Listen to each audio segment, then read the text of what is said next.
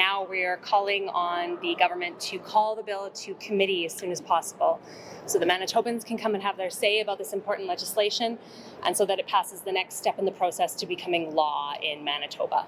And as I said in my debate, we acknowledge that the minister has put forward a directive that deals with some aspects of what we've enshrined in Debbie's law, but I believe that the directive does not go far enough. The directive doesn't cover other types of life-saving care, such as cancer treatment. It only applies to cardiac care. It doesn't mandate health authorities to have a discussion with patients about out-of-province options if wait times here are too long.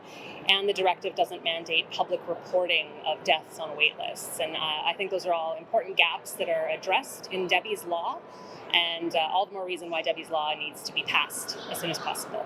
Discussion around out-of-province options. There's been a lot of partisan debate around the subject of that. The inclusion of that, could that make this less likely to pass? If that is the stumbling block for this bill passing, I think Manitobans should ask themselves why. I think it's important that we get to the root of why the NDP might be opposed to physicians having a conversation with their patients about their out-of-province options. When we think about patients like Debbie Fewster, who was on a wait list for a life-saving procedure, and she passed away on that wait list, I have to think that her and others in her situation deserve the honesty and transparency of knowing how long the wait time is, and if the wait time is longer than the medically recommended wait time, people deserve to know what their options are. They deserve to know if there's care available elsewhere. I think most people in that situation would do whatever it takes to get the care they need to save their life.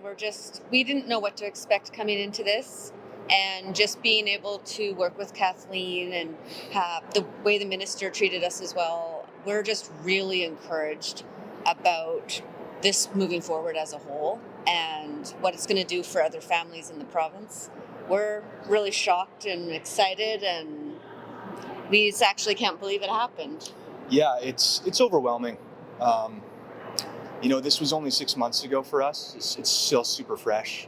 And even the other amount of stories we've been getting from people with similar journeys, and it's just crazy to see that this is actually taking hold and that we see movement the way we do, and it's getting the attention the way we do.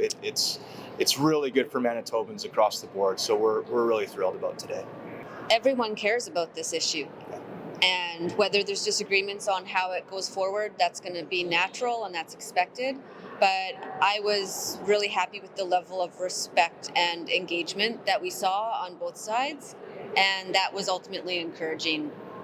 Why is it directed like that? Just because of I think it's just the way that it would institutionalize, is that the right word?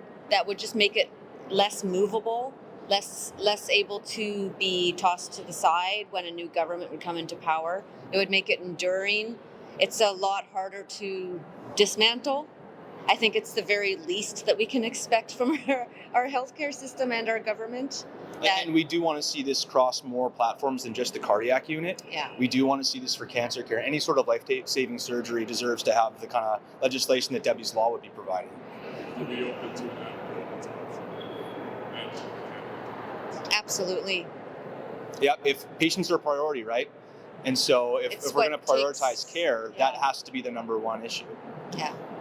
And until the system is able to provide it, which would be great. Ideally, yeah, great. Then maybe you don't even need to ever look at Debbie's law again. And that would be the best case scenario, and everything would happen in province. But until that time, until that's true, there's going to be sacrifices along the way, and those sacrifices will be people. Yeah. And that's not okay.